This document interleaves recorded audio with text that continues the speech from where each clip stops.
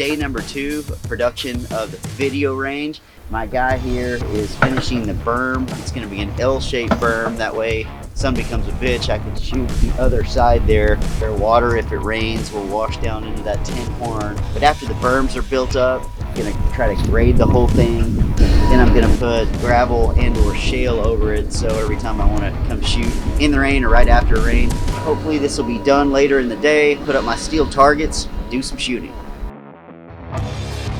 All right, finally. Got a lot of weather and it took about a month longer than expected, but I got the range up, berms in, the gravel down.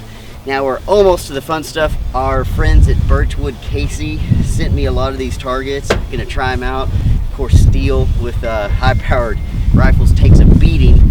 This is kind of the bread and butter. You need target stands that you put wood in, staple the targets on. There's a hostage silhouette target that looks pretty sweet. This, of course, a hostage, you shoot that and without hitting the steel plate. That's a classic plate rack.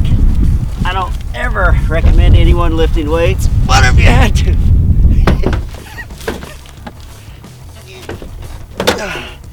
Yeah. But let's see how long you get this. I'm out of shape. Let's see how long it takes to get this stuff set up. Forgot my tools. There.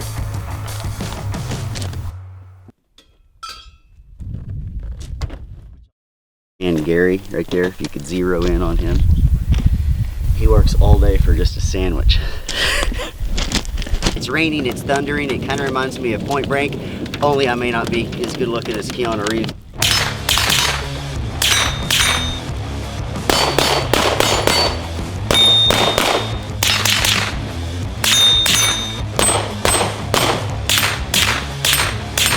You know, this is 16-inch barrel, so there's no brace, but I think you should just confuse and piss off the ATF by going ahead and putting a brace on it. Hey, it's hailing. Awesome.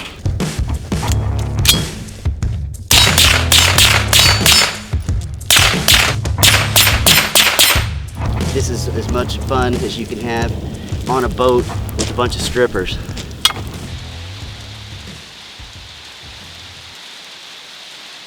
Here is the shooting star of David. I mean the Texas spinning star, and you can see this is a portable apparatus. So fold that down, the pins go in there, and then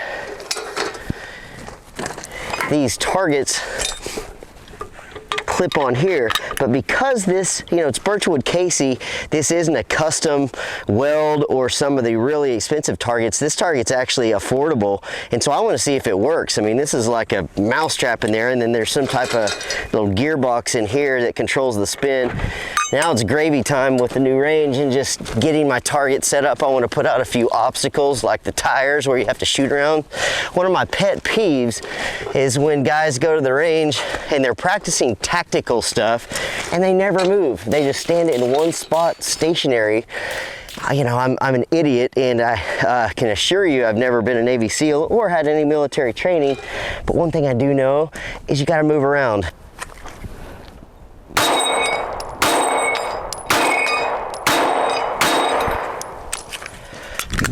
Pretty cool. They all popped off like they were supposed to.